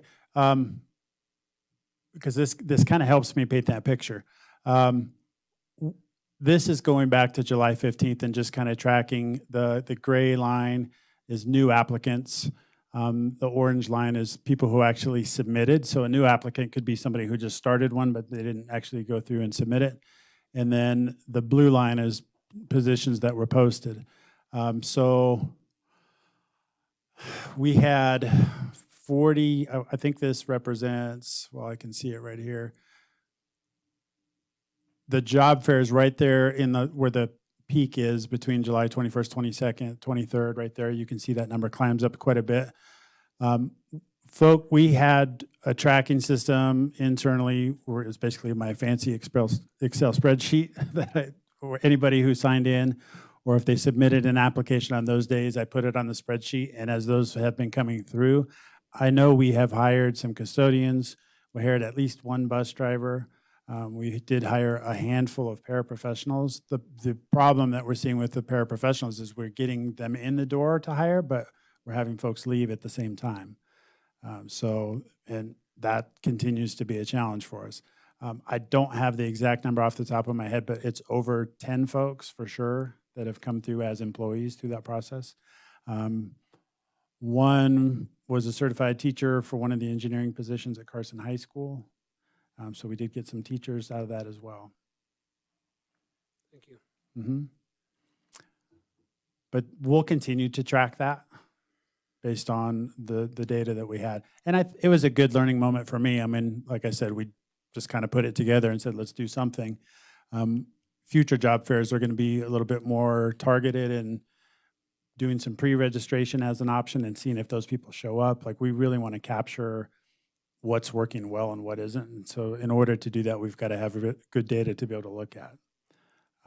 So I own that. Like, we just wanted to get something going, but we learned quite a bit. It was a great idea, and Oh, no, I appreciate that. But it was a good learning moment for us as well, and how we can do some specific targeted career fairs in the future. That's one of the things I'll be working with transportation on. You can see the third to fourth bullet point, actually, local job fair, job-specific career fairs and open houses. So we're going to target transportation in September and actually like host it at transportation. We can't have people go freewheeling on the buses, but they can get on the bus and see kind of what it's like, and just show them a little bit more what it looks like, as opposed to being in the district boardroom and just talking about it. So I'm trying to be a little bit more hands-on with specific positions and also with some of our sites. There are folks who maybe would be interested in the career fair but couldn't make it to this side of town at the district office. But maybe if we hosted it in one of their neighborhood schools, they'd be more willing to show up and have a conversation with us. So we're going to try lots of different tactics and be fairly aggressive in our marketing. The focus on retention, though, I'm going to continue to highlight that's going to be the key ingredient for our future success for recruitment, is not having as many vacancies as we had. And when we do have people, having really good information about why they're leaving and where they're going as well. So focus on retention, and that covers lots of different ideas and things we could do, things that we haven't been doing, and things that we are currently doing as well. And just know that we're open to lots of ideas and suggestions, and trying to. We do have to reinvent the wheel, but at the same time, we've got a lot of smart people in this district and a lot of people in this community who might have some ideas that haven't had a chance to voice those ideas. So again, if you have ideas, let us know. So, two ideas. One, we've had great success of having parent-teacher conferences at the library.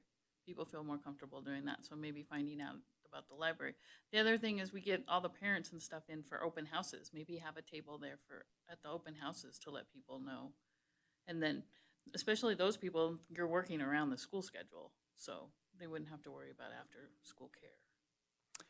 Yeah, those are great suggestions. We're looking at every school and community event as an opportunity to find folks who might be future employees or who might know other people who might be future employees. Absolutely. We're going to be getting involved with some virtual career fairs. We don't want to necessarily start traveling all over the place and spending a lot of money when there's a lot of information out there. A lot of universities are utilizing virtual career fairs. A lot of school districts are utilizing that. So we're going to explore how we can get more involved in that this fall. We will do some out-of-state recruitment, but again, we're trying to keep as much of that virtual as we can, just for cost purposes. And then building relationships with universities is something that's maybe not going to give us a huge return initially, but we have to be thinking long-term here as well. So developing relationships not only with our local schools, but with schools. I put Rocky Mountains through the West Coast. I mean, we're open to any partnerships, but kind of having a targeted starting points. And then that last bullet point, I'm trying to find out more information about how we can become more involved with alternative routes to licensure and certification for folks who maybe didn't choose a career path in education, who might be interested in it, and how we can become more involved in that process rather than pointing them in a direction of another school and having to wait for that to come to fruition. How can we be actively involved in that process to help identify folks and help them get from point A to point B? Mr. Stadler, I would definitely recommend that you keep WNC in mind, because the counseling department has direct contact with students that are graduating with their associate's degree, so that may be one other area you can tap on. For sure. For recruitment. They're on my short list, yes. Well, and I think that's a good point too, because with WNC, we have a pathway for education, even specifically, in addition to many, many other careers. And they may not be coming out of that program ready to teach, but those might be people who are going to be future candidates for us. So we don't want to wait and say, well, you're not ready, talk to us when you're ready. We want to start grooming that relationship with those folks early on.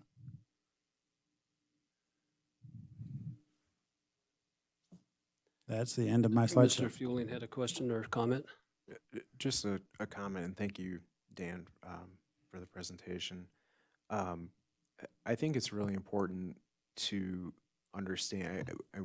I know you're all aware of this, but I don't know that everyone is aware of what is happening nationally, not just statewide, not just in Carson, but there is a national employment crisis. It's not just in education.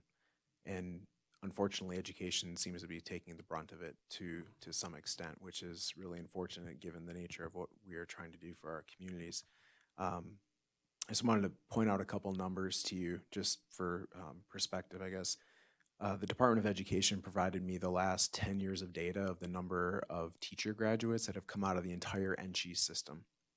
So if you go back to 2010, that number was about 1,400. And when the recession hits, you have a dip. And then now it's back up to 1,400. And so that seems like a good thing, except that Clark County School District by itself every year needs 2,000 to 3,000 new teachers, let alone Washoe, let alone Carson and all the others. So I think it just really puts in perspective the long-term difficulty for the state of Nevada, where we don't produce enough ourselves. We have to go from out of state. And I think I've told you a couple stories with the difficulties of that. There was a story in the Nevada Independent. There's 3 high schools in Clark County School District, 3 large high schools that have over 40% vacancy rates in their teaching staff. And so when it gets that high and with no answers, I mean, that also is how they are trying to take care of that. I shouldn't say no answers, but no subs to take those positions, and clearly no certified staff to take those positions. They are down 236 bus drivers in Clark County. And so my rule of thumb from my finance days is that Clark County is 41 times bigger than we are. And what's interesting about that is, so we're down about 6 bus drivers. If you multiply that by 41, you get about 246, and they're at 236 bus drivers down. So we're kind of like this microcosm for what is happening even at a larger scale in larger communities. Nye County School District is currently down 50 teachers with no answers, and they're a smaller district than we are. Elko, I know, has had problems. Line has had problems. Bus drivers as well. Washoe, with their bus drivers, they've had to expand their walk zones. I think their secondaries, well, I think they actually expanded them last year, but they're also on this rotating schedule now where you get picked up a week and then you don't get picked up a week. So there is clearly a lot of difficulties out there. And I think maybe more to the point, I just appreciate, I feel like, sure, I would love to have every one of those positions filled, but the effort that Dan and Human Resources and some of Mrs. Fuson's folks, Mary Prey, to try to not only get people here, but make this a place that people want to be and stay. And a lot of that will kind of carry on with work with our admin staff and on the retention side. So both on the certified and classified side, there's a lot of struggles out there, but just the work is certainly appreciated, and there's still work to be done. And I would say on that same note, I mean, we should probably expect it's going to get worse before it gets better. And this is a trend that I think every industry is dealing with. I mean, how often do you go to places that are shut down? Probably because they didn't have employees that day. I think that when you look at schools, it's a real hard job. And people can make more money doing jobs that they go to for a few hours, go home, and don't have to think about it till their next shift. And I think the level of respect that our educators have right now is pretty low. And so people are working hard. They're using their hard-earned dollars to provide things for kids. And then they're hearing how nothing they do is good enough. And it makes it a real thankless job. And I think as a society, as a community, we have to thank the people who are really providing services to our communities that are invaluable. You can't just pick up a teacher off the corner. They're not standing around. And I think that we just really have to start looking at the way we're treating our teachers. And then I think as a board, when you're really looking at you know, Carson is a great place to work. A new teacher can't probably afford to live here. And so not only are we going to have to look at the way educators are viewed in our community, but as a district, we might need to work with some of the apartment complexes and see if we can get some kind of contracts to get, you know, subsidized apartments, or we're going to have to start thinking out of the box to get these people into our community because they can't afford to live here.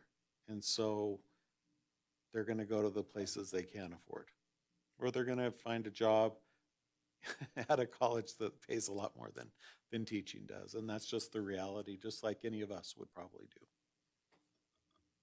Laurel? I agree, and I do think there are so many, there are rewards for teachers. I think we just need to remind them of how much we do appreciate what they're doing and how they see it in their classrooms with the kids that are responding, and I think that's something we need to recognize. Mr. Sadler, I wanted to thank you too. I think this is one of the most thorough staffing updates I've seen in 10 years on the board, so thank you for that. And one other, and I appreciate all the effort that Mr. Fulian, yourself, and Mrs. Fuson have put into helping us to be able to start school, because the kids are coming Monday. And we're in a pretty good place. We could be better, but I'm grateful for that. And one other thing I just wanted to throw out, at a Pacific Region meeting and meeting with some of the board members from Utah, talk among them was that Utah Valley University is turning out teachers really ready to teach and to walk into classrooms. So I would add that to the universities that you're looking into to look into hiring from. Thank you. And thank you. Any other comments from the board? Yeah, I guess I'll just again say thank you. I think we're doing the best we can in trying to recruit teachers. We've had presentations on retention, and it's all important, but you're right. This isn't, Superintendent Fueling said that, this isn't just related to education. My profession, other professions, there's a shortage. And just to give people a perspective who may not get it, I mean, we're to the point now in my profession and others where we're using, you know, we kind of nickname them headhunters, but people who bring people to you. And if you're lucky enough to find somebody, you negotiate a salary, and then these people who bring them to you, you're paying them a large percentage of money due within 21 days. This is how desperate all, all aspects of the workforce are right now, and the companies are. So I think all we can do here is make this, as best we can, a good place to work. People feel respected, supported. And it's as simple as, if you see a teacher, thank them. If you can visit their class, visit it. And just let them know we have work to do, but, as a community, we appreciate what these people are doing, because if they don't do it, no one else obviously is stepping up.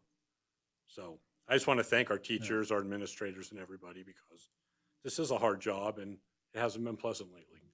And, thanks to all of them, and thanks to you for what you're doing. Well, and especially, you can tell by the slides, it's the parapros and the classifieds that we are having trouble with. And I mean, it's hard to really be able to, salary-wise, to match Burger King or Starbucks at this time. So giving them respect and helping them out and making it the best work environment we can do, I think, is really important too. Yeah, I think a lot of my experience as at the principal of Carson Middle School, I'd hear this word support often, and it meant many different things to different people.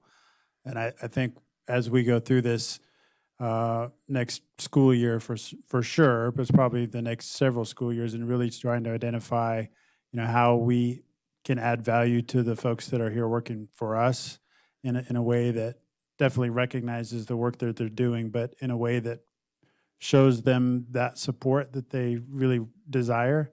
And I think if we can really identify what that looks like and find ways to match that up for our folks, then they're going to want to continue to work for us. It is a great district. Everybody who's associated with it knows that. But how we continue to support folks so that we can grow from where we're at currently, and how we can bring others into that conversation, we've got a lot of work to do. Any other comments before we let him go? There again, I agree with Laurel. This is a very good briefing, and we all appreciate it. And I think your plan is to do this every once in a while, right, to kind of keep us up to date? Yeah, absolutely. I would say the data is probably going to shift a little bit as school gets started here, Sure. but especially when we have, and I wouldn't say we're only going to share the good news. That's not what I mean by saying this, but especially when we've got some celebrations we want to highlight. Yeah. But I think it's really important to just be transparent. It is what it is. And especially as we start doing some really strategic planning, that's going to be important to be able to share measurements and how successful things are or not, ways we might need to change direction. And thank you very much. I don't see any other comments or questions, so thank you very much. We Thank you. appreciate the briefing. We'll go ahead and move on to agenda item number 10, discussion and update on Nevada Department of Education process of sweeping funds from Nevada school districts. Superintendent Fueling is making the presentation, and this is for discussion only. Thank you, President Varner. So what I want to tell you is that we have this all figured out. And that is clearly not the case at this point. So, but the question had come up, and so at least giving you a bit of an update. We had another NDE CFO meeting 2 weeks ago where the Department of Education provided some revised final language that I think we still see some concerns with and some contradictions in some of it.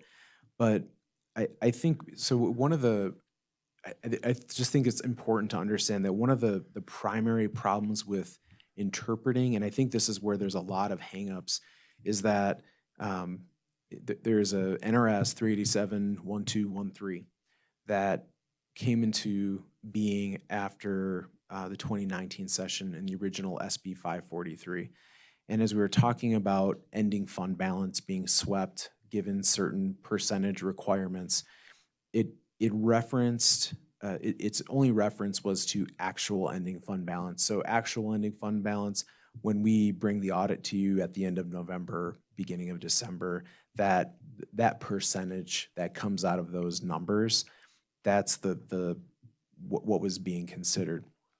In, I believe it was SB 439 in the 2021 session, there was clearly language in that bill that updated NRS 387-1213.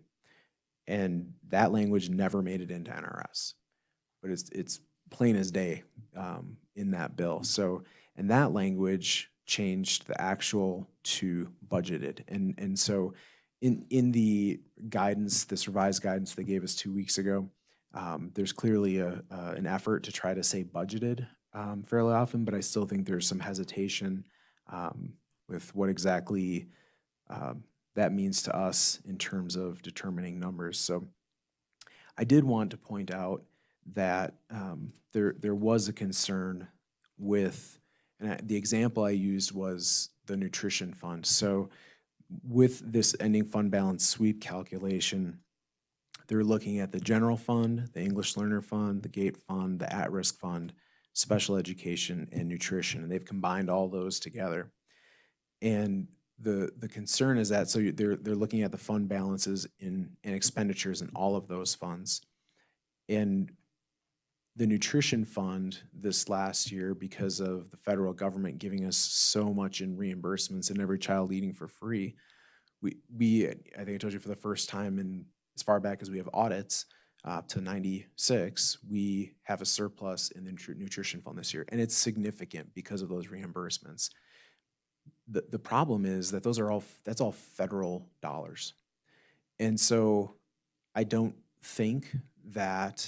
believe that, so if that's being considered a part of that pie, and that would put us, if that would increase our fund balance one way or another, where the state would say, hey, we're going to sweep some of those funds, I don't believe they can take from the nutrition fund.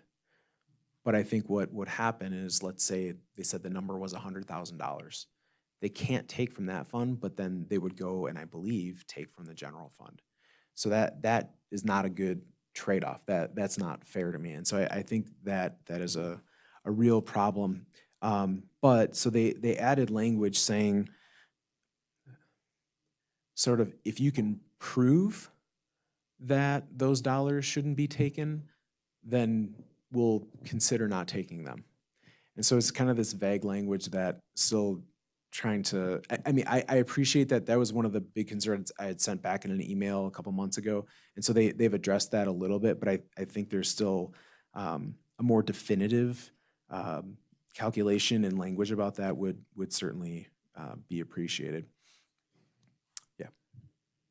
It sounds similar to the argument some of the rural counties were making with them sweeping some of the mining revenues, or reserves. Has that ever been resolved, or? No. And there's language in here, sort of similarly vague language, basically saying, look, if there's, and I should say first, so Carson City's school district receives no mining money. We've been working at it with my kids out at Prison Hill. We still can't find it. Okay. So, but that districts that do receive mining money, and I don't understand this as well as many because I just don't have the experience with it, but some of the funds that come in from mining are due sort of through kind of a property tax application. Our calculation, they come to the school districts to some extent. Things have changed with the new pupil-centered funding plan because property taxes don't actually come to us anymore. All of your property taxes, my property tax, they all just get sent to the state into the big pot and they get dispersed out from there, not necessarily to us. So net proceeds gets treated kind of in that same manner, but constitutionally, those dollars have to stay with the county of their origin. So that is really problematic. And so the state figured out some language to try to make that happen. But again, the guidance says, basically, if you can't show that this is your net proceeds money or it can't be segregated out, it's going to be swept. And so that is a real constitutional question for the state of Nevada if that's okay or not. So no great, I guess, answer there. And I think there's more to come in terms of refining this, and I certainly hope there is. And I think the intent of the legislature made this decision, and it's out of ND's hands or any of the organizations trying to figure this out. So I think we're all intending to try to come to an understanding. It's just because of some conflicting language and just it's just really complicated to try to figure out what is meaningful in these calculations for some of them. So we are navigating as well as we can. I mean, really been trying to navigate this for a couple years, knowing the impact of hold harmless and trying to put us in the best spot to deal with that over the years. I certainly wish they had just said, if you're in hold harmless, none of this applies to you, because that would have been a lot more fun. But that's kind of where we are. So really no great answers, but the question had come up, and I guess just giving it, since we got new information, giving you an update about that, and I think we'll be coming back to you, and maybe it'll be my counterpart, Mr. Winward, coming to talk about it next time. So we'll see. I don't know if there's any questions, but. Excuse me. Any questions or comments from the board?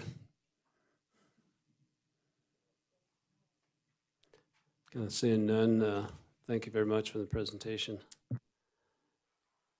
Not good news, like you said, but to carry on. We'll go ahead and move on to agenda item number 11, approval of the consent agenda, and this is for possible action. Motion. I move that the Carson City School District Board of Trustees approve the consent agenda as submitted. Second. Second by Stacy. Oh, Lupe, I got to start looking. I'm sorry. Second by Lupe. Any board discussion on the motion? Seeing none, any public comment on the motion? Seeing none, I'll go ahead and call for a vote. All in favor, say aye. Aye. All opposed, say nay. Motion carries. Thank you. Move on to agenda item number 12, informational items. This is for discussion only, no action will be taken. I think everybody's pretty well gone through those, so any questions on, seeing none? Move on to agenda item number 13, request for future agenda topics. Do we have any, Mike? You know, one thought I was thinking about when we were listening to the human resources report is, you know, we did this, gosh, I think my first term, talked to some of the employee groups about work conditions. And I think one of the things we might want to identify is what are some things that are important to them? I mean, I think revenue is going to be a problem for us for a while, but what can we do to make sure that we're meeting the needs of the employees? And, you know, they might have some ideas we haven't thought of. So maybe some forums and kind of start broaching that subject and seeing if there's, you know, what the ideas are and what we can do to kind of keep people happy, support them. And Very then good. just curious, Stacy? well, about the strategic plan update too.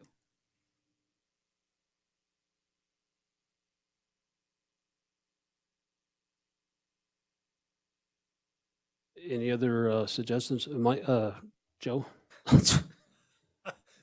Sorry, We're gonna it's have Joe. little signs. Yeah. No, we talked about during our early session here tonight about the superintendent evaluation and just scheduling, I think just for the public's information, scheduling some additional times to meet and possibly formulating a board committee to, you know, try to get a revised evaluation set up by the end of the year. Anyway, I am going to appoint a committee, and that'll be forthcoming. I'll be talking to some of the members of the board to see if they're willing to serve.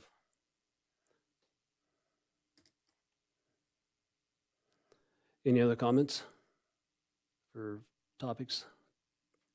Seeing none, we'll go ahead and move on to agenda item number 14, which is adjournment. Thank you, everybody. Thanks for everybody who's attended tonight and everybody who made a presentation and all the good questions.